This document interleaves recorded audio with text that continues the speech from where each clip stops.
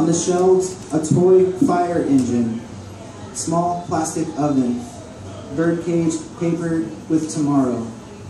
People form a line at the register, exchanging the ink in their pens, the cotton and new bottles of pain relievers for wind, seashells, and the smell of sun on untamed grass.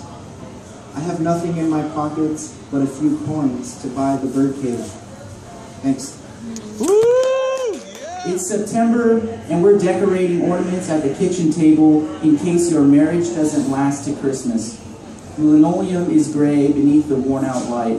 You say, take a marker, sweetheart, draw anything you want.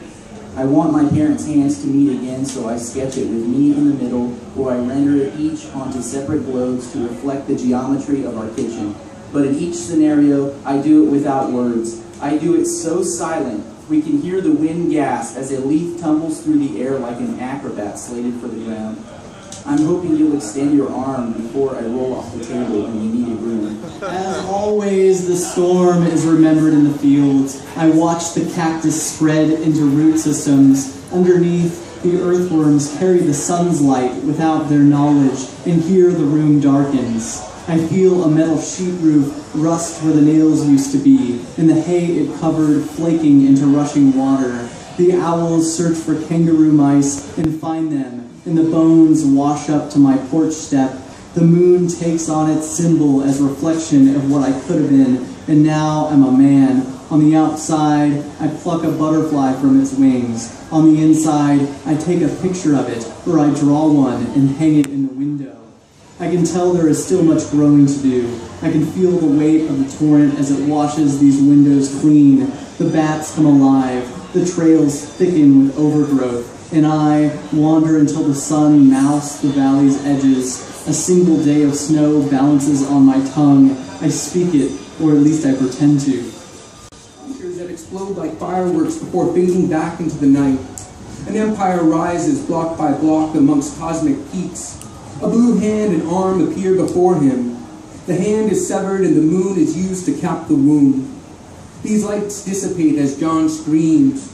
Green streaks shoot across the dark to bloom into blue heads heaped high. The heads meld into a blue city and John can see barefoot children roaming alleyways, laying out mats, huddling together to stave off the night. A green line forms between John and his vision. It stretches upward and hides the blue city with its blue children. John is hurled toward the green wall. At contact, he erupts awake in bed. Third, while John knows blue and green are not the same, his world insists that it no longer matters. The boxes of crayons no longer come with cheat sheets. Children expected to know there's no difference. The navy blue boy is taken away and no one notices. John lives amongst the greenery, imagining his blueness is as much a variation of green as he thought it was as a child. Lying drunk on the 50-yard line of his high school football field, John blabbers blue and the young green men around him nod heads with aggression. There are bombs exploding in the sky above them, muting the words they exchange like handshakes and daggers in the back. Trying to look the green-faced angels in their eyes, John sees that in the night his friends are tinged blue. He wonders what his face must look like, so he lifts his hands to read the color with his fingertips. In the darkness and the blue, he is invisible. His hands fall through where his face should be, and the whole of John disappears. Can a blue man really disappear in the night? Yes. Did John? No. John goes round and takes to living in a bush.